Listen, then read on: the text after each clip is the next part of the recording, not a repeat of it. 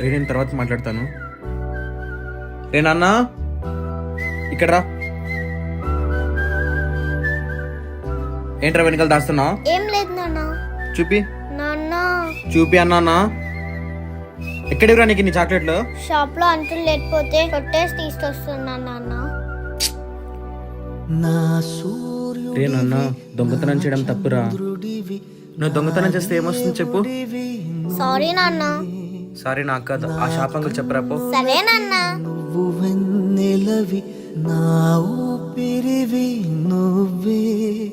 Sorry uncle, మీ shop లో chocolates తీసుకున్నా, ఇంకోసారి అలా చెయ్యను.